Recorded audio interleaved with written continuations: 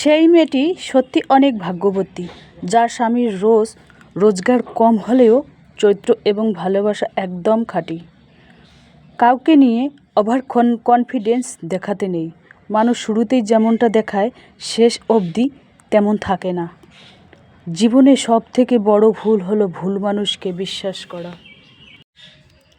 5টি টিপস মেনে চললে টাকা জমানো ও বাড়িতে বসে টাকা ইনকাম খুবই সহজ। হাউসওয়াইফ ইনকাম, গ্রামের গৃহিণী হয়ে গ্রামের সাদামাটা ব্লগ। তো নতুন দিনে নতুন আরেকটি ব্লগ ভিডিও নিয়ে হাজির আমি আপনাদের মাঝে সাভানা, ভারতের ছোট্ট একটি গ্রাম শীতলকুচি জেলা থেকে বলছি। তো welcome back to my channel. আসসালামু আলাইকুম। তোমরা সবাই কেমন আছো? আমি আশা করি তোমরা সকলেই ভালো আছো। আলহামদুলিল্লাহ আমিও ভালো আছি, আর আমার পরিজনদের নিয়ে আলহামদুলিল্লাহ আমি ভালোই আছি। আর আমার প্রাণপ্রিয় কলিজা আপু ভাইয়েরা তোমরা সবাই কেমন আছো? আমি আশা করি তোমরা সকলে ভালো আছো। তো 5টি টিপস মেনে চললে টাকা জমানো, বাড়িতে বসে টাকা ইনকাম খুবই সহজ। Housewife income and money saving. তো এই যে দেখতেই পাচ্ছেন, টাকা এমনই একটা জিনিস, যেখানে টাকা আছে সেখানে দাম আছে, মান সম্মান ভালোবাসা সব কিনতে পাওয়া যাবে টাকা দিয়ে। কিন্তু টাকা না থাকলে কোনো কিছুই করা সম্ভব না। বাড়ি থেকে বেরোলেই টাকার দরকার, বাড়ি থেকে বেরোলে এক পা এগোলেই টাকার প্রয়োজন।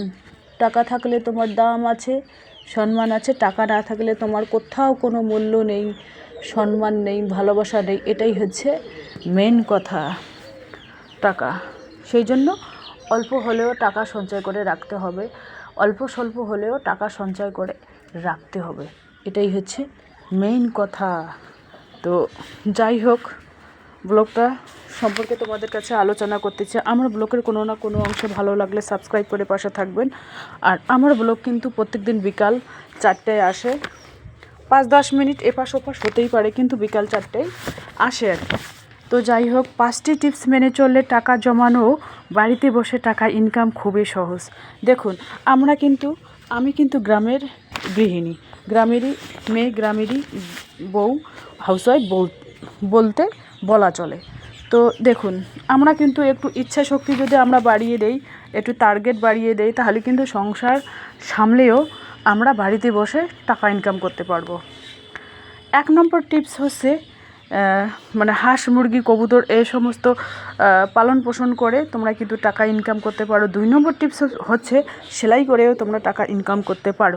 3 নম্বর টিপস হচ্ছে টিউশনি করেও তুমি টাকা ইনকাম করতে পারো। 4 নম্বর টিপস হচ্ছে অনলাইন থেকেও তুমি মোবাইলের মাধ্যমে টাকা ইনকাম করতে পারো। 5 নম্বর টিপস হচ্ছে তুমি আরেকটা আছে, তুমি ঘরে বসেই ওই ব্যাগ সেলাইয়ের কাজ করতে পারো। ব্যাগ সেলাই বা চুড়িদার এগুলো সেলাইয়ের কাজ তুমি করতে পারো। তো যাই হোক, এই 5টি টিপস তোমাদের কীরকম লাগে? এই 5টির মধ্যে কিন্তু আমি 2টাই করি। সেটা হচ্ছে 1 নম্বর হচ্ছে সেলাই, ব্যাগ সেলাই করি, আর 2 নম্বর হচ্ছে হাঁস, মুরগি, কবুতর পালি।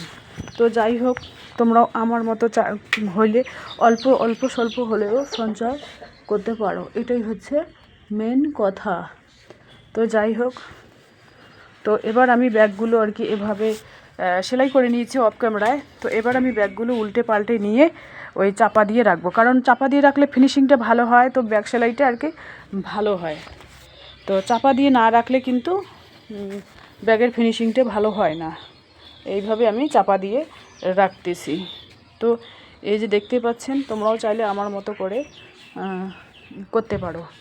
যাই হোক, টাকা ইনকাম করাটা কিন্তু খুবই কঠিন। এটা প্রথমে নিজেকে টার্গেট নিতে হবে। সহজ না, সেটাকে সহজ করে নিতে হবে।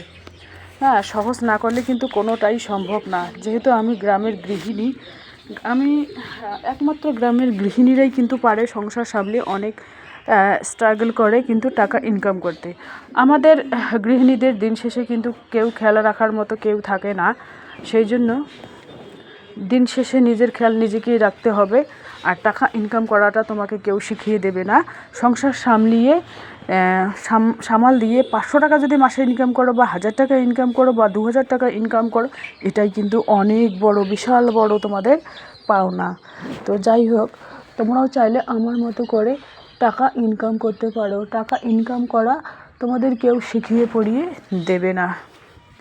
তো এই যে দেখুন ব্যাগের মধ্যে এবার এই ডিমগুলো আর কি ডেলিভারি এর জন্য আছে, এই বাড়ি থেকে এসে নিয়ে যাবে, সেই জন্য আর কি সাইজ করতেছি। বড়গুলো আলাদা, ছোটোগুলো আলাদা, মাঝারিগুলো আলাদা, এভাবে আলাদা আলাদা করে রাখলে কেউ মানে খুব বড় সাইজের ডিমগুলো কিন্তু আমরা বাড়িতেই খাই, আর ছোটো সাইজেরগুলো বিক্রি করি। বড় সাইজের ডিমগুলোকে কী বলে জানেন? এগুলোকে বলে পোলট্রি বা জিএসটি বা এরকম বলে, এক একজনে এক এক রকমের কথা বলে। ব্যবসার করলে কিন্তু 10 জনে 10 কথা বলবে, সেইগুলো কথায় কান দিয়ে যে ব্যবসা বাদ দেবো সেটা না, ব্যবসা বাদ দিয়ে হাত গুটিয়ে বাড়িতে বসে থাকবো সেটা কিন্তু না। মানুষের কথায় কান দিলে কিন্তু আমরা 1 টাকাও ইনকাম করতে পারবো না, এটাই হচ্ছে মেন কথা। তো যাই হোক, তোমরাও চাইলে আমার মতো করে অল্প অল্প করে টাকা সঞ্চয় করতে পারো। আর এই পাঁচটি টিপস মেনে চললে টাকা জমানো যাবে বাড়িতে বসেই, মানে খুব সহজ উপায়ে কিন্তু আমি বলে দিলাম। হ্যাঁ, টিউশনি তো বিনা ইনভেস্টে তুমি শুরু করতে পারো।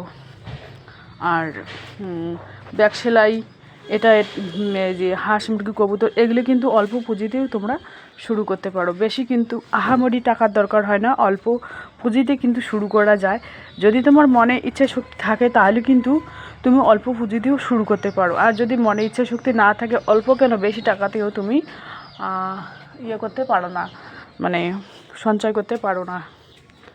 এটাই হচ্ছে মেন কথা। আর সন্ধ্যার সময় আমি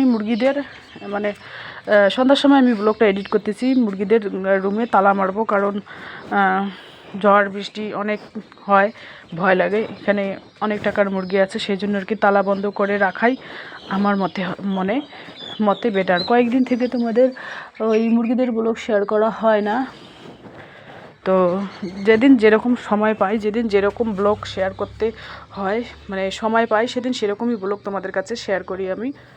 আর বৃষ্টির কথা আর বলো না, নাগাতারে 2-3 দিন থেকে বৃষ্টি হচ্ছে, মানে কি বলবো। আর এখন তো আর ঠান্ডা লাগতেছে, বৃষ্টির কারণে রাত্রিবেলা ফ্যান বন্ধ করতে হয়, কম্বল উড়তে হয়, কম্বল গায়ে দিতে হয়।